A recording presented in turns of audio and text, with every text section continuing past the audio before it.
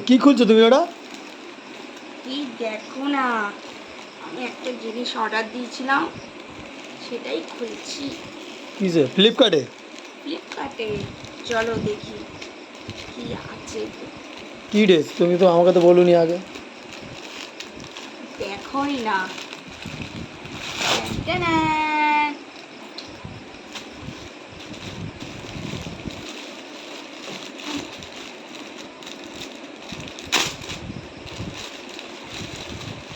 Wow, এটা তো আমার সেই ফেভারিট ড্রেস। ওয়াও, কেমন হয়েছে? ভালো হয়েছে।